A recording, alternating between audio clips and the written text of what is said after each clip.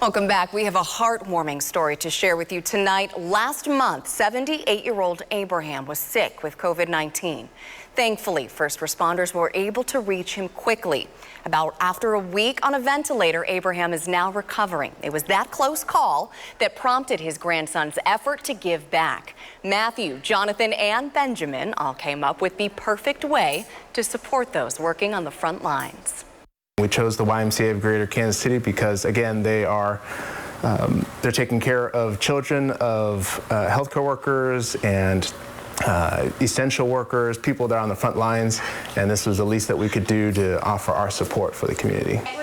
And here's what they're doing. So far, those boys have raised a little bit more than $1,000 by creating and selling bouquets made of peonies grown right in their own backyard. I love this. Helping you rebound, how 41 Action News is reporting got results for one woman in need. You're watching 41 Action News. The New York Times is showing the magnitude of the coronavirus death toll one name at a time.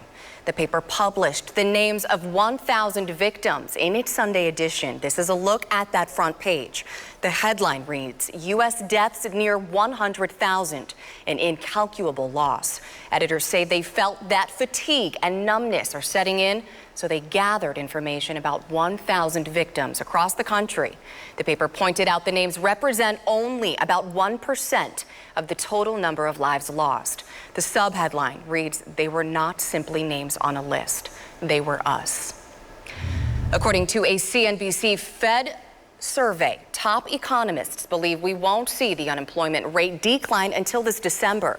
And it could take until December of next year for the unemployment rate to reach 7%, which is still higher than pre-pandemic levels.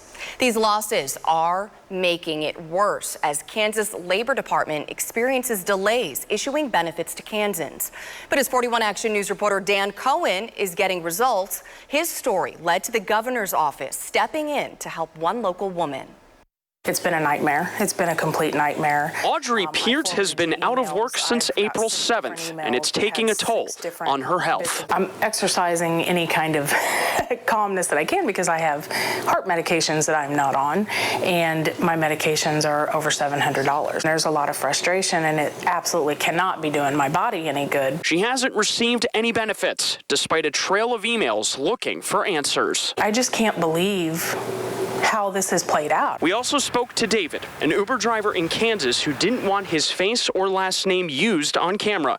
He's part of a new unemployment number. 11.2% of Kansans are out of work. I have so many bills to pay. I wasn't able to pay my May rent, and they're threatening eviction come June 1st. I don't know what to tell them.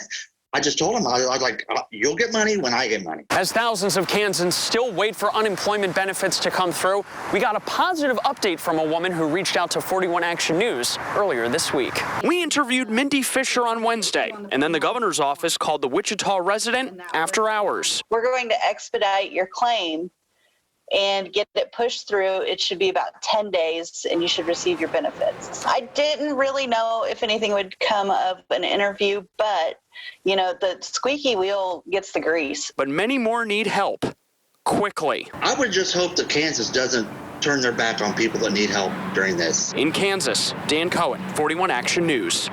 Now, here's Kansas City's most accurate forecast from meteorologist GERARD JEBAILY.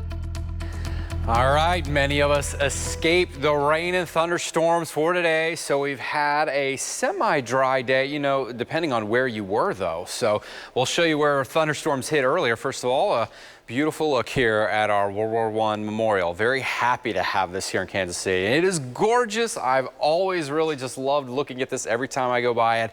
And of course, tomorrow's the day where we can really be thankful to have this and of course pay tribute to all those lost throughout all of our armed forces. So we salute those as we move through tomorrow. Let's talk about today first a little bit. Now, we had thunderstorms out there. Some of them got pretty big.